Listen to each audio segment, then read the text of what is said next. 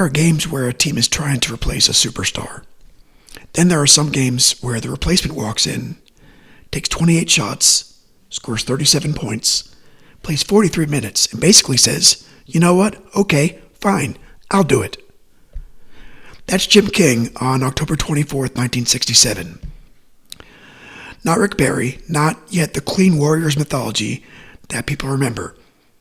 Not the title team, not the Splash Brothers, not even really Golden State yet, technically. This is the San Francisco Warriors in the awkward middle. Barry, he's gone from the lineup. The ABA is suddenly real, and the league itself is changing. The Warriors are trying to figure out what's left after losing the guy who just dragged them all the way to the finals.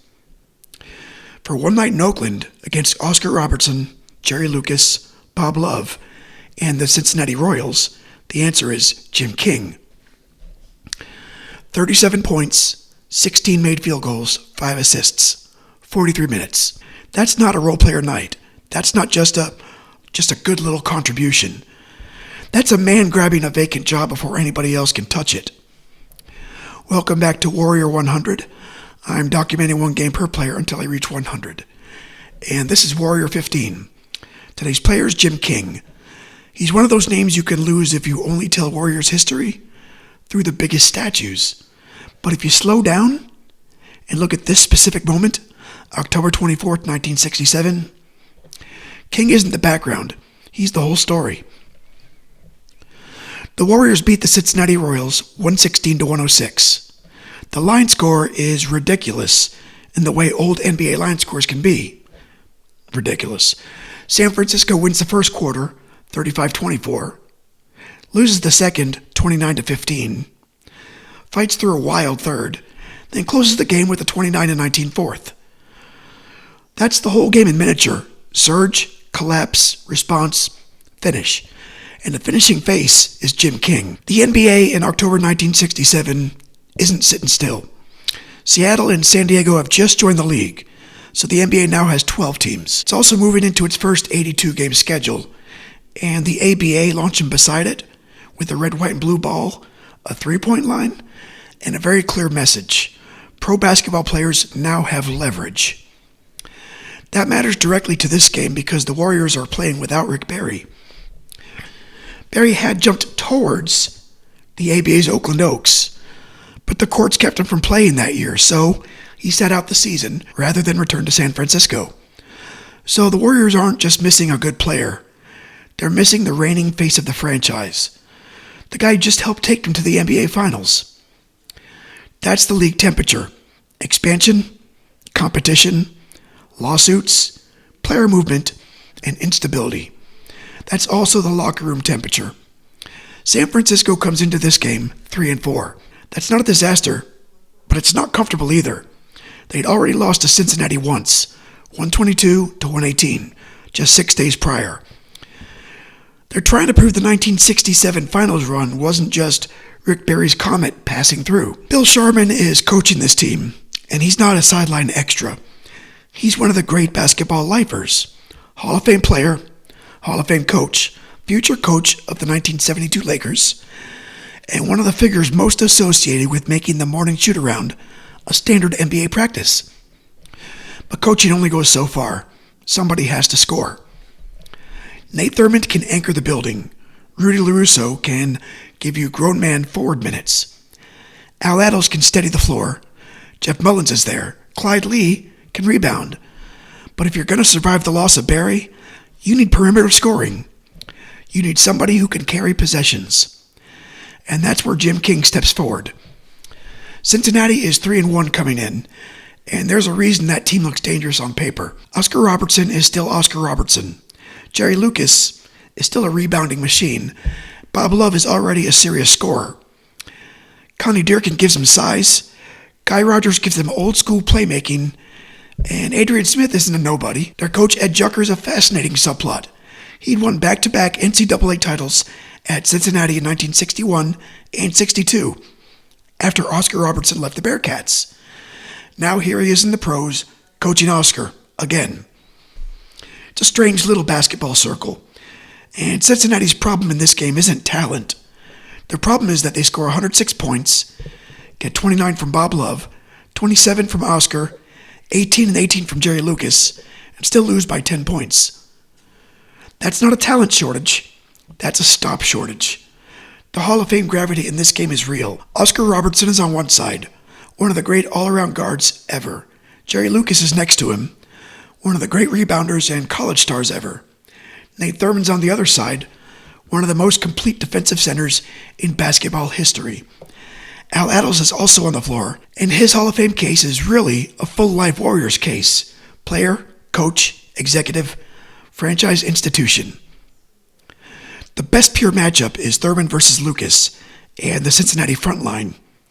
Lucas ends up with 18 points and 18 rebounds. Thurman answers with 21 points and 21 rebounds. It's not a side note. That's the earth moving underneath the game. Then there's the guard line connective tissue. Guy Rogers, now with Cincinnati, had been a major Warriors guard. Jim King, now with San Francisco, would later wind up with the Royals. Jerry Lucas eventually became a Warrior, so this box score is weirdly full of men crossing the same bridge from opposite directions. This isn't really a big rivalry here. It's more like a traveling circus from the old NBA.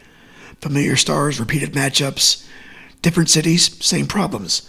Oscar versus the whole league. Thurman against the world. The Warriors trying to become something without Barry. And Jim King trying to become more than a supporting character.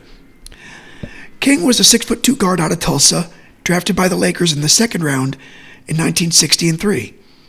He played behind established guards in Los Angeles, then became part of the 1966 roster shuffle. Chicago claimed King and Jeff Mullins, then sent them to San Francisco in a deal for Guy Rogers.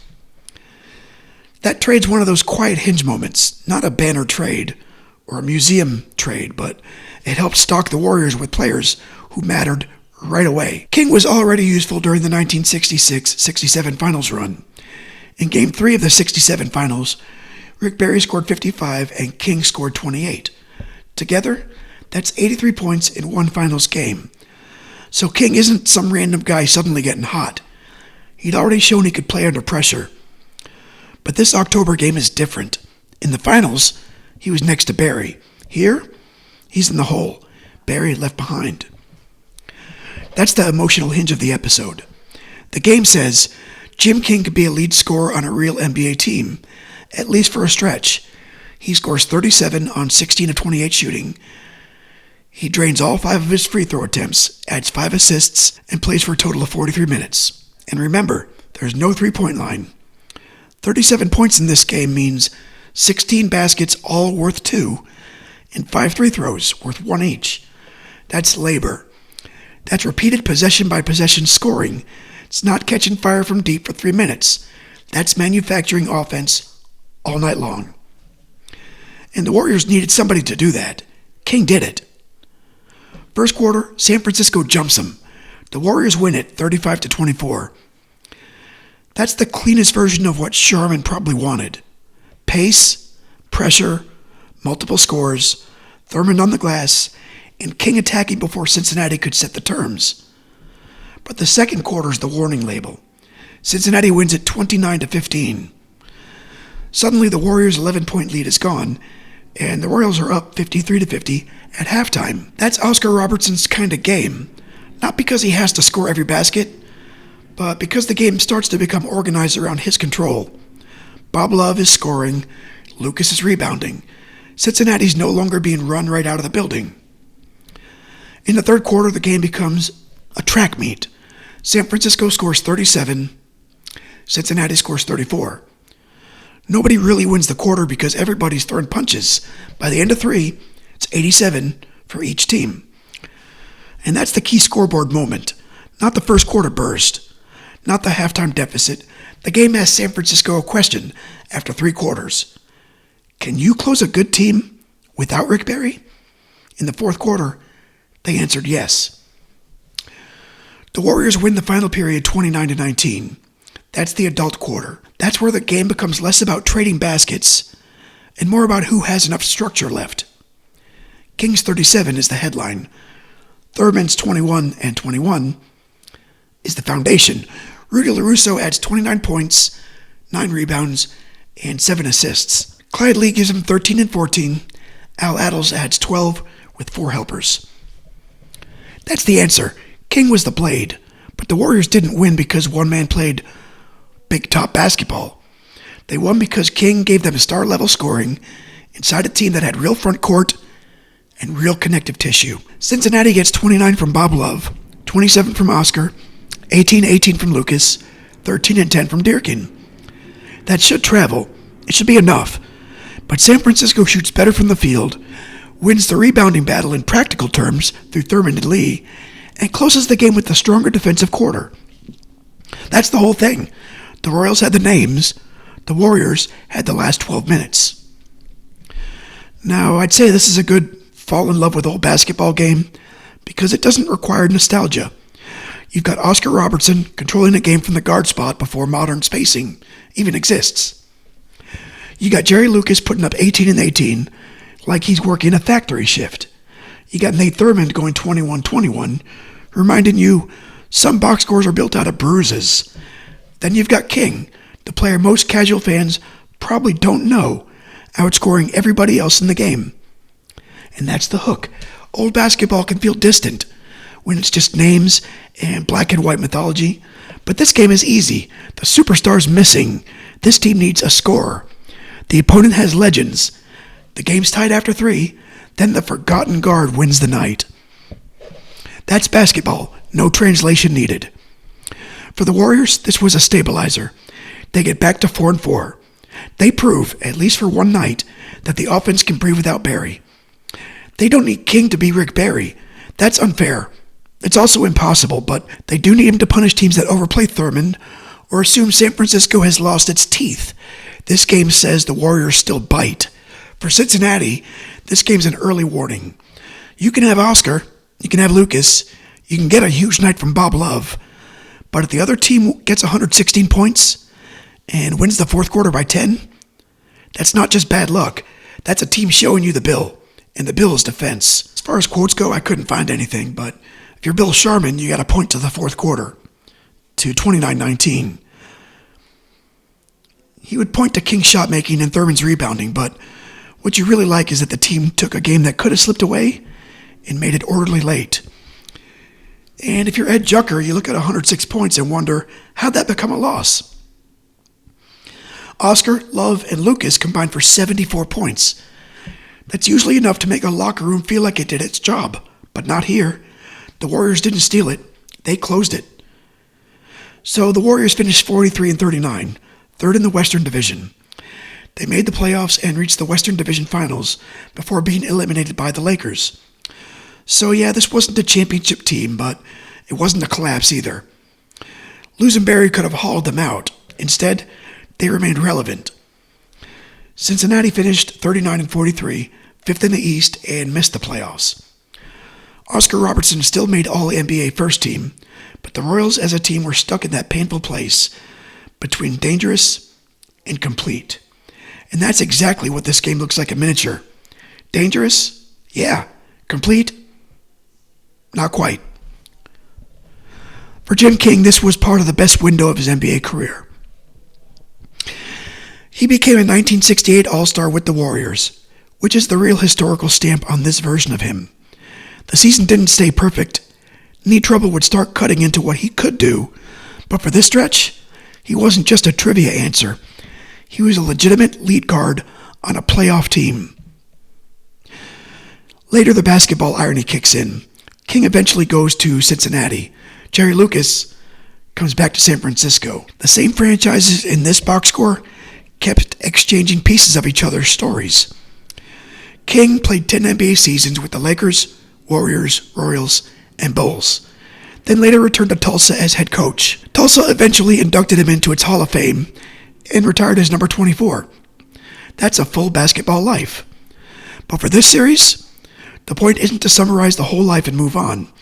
The point is to find the one night where the player comes into focus. For Jim King, this is that night, October 24th, 1967. The Warriors are wounded. The league is changing. The opponent has Oscar and Lucas. The game's tied after 3, and King gives San Francisco 37.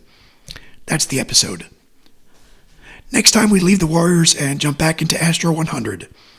It's Astro 39, Dickie Tone, October 12th, 1986. And that means playoff baseball, the Astrodome, the Mets, the Astros, and one of those games where the box score only tells you part of the pressure in the room. Dickie Tone's story is not just a baseball story. It's an injury story, a comeback story, and a what could this have been story. So that's next. Jim King is the kind of player this whole project is built to find. Not because nobody knew he could play. People knew. He was an all-star. He played in the finals. He had a real career. But time tends to flatten players like this. Turns them into names in transaction logs, box scores, and old rosters. Then you put one game back into the light. Suddenly he's not flat anymore. He's a guard playing 43 minutes without a three-point line, hitting 16 shots and beating Oscar Robertson's team. He's helping a post-Barry Warriors team prove it still has a pulse. Warrior 15, Jim King, a star knight from a man history tends to file under, also there. He wasn't just also there on October 24th, 1967. He was the reason San Francisco won that game. Thanks for watching.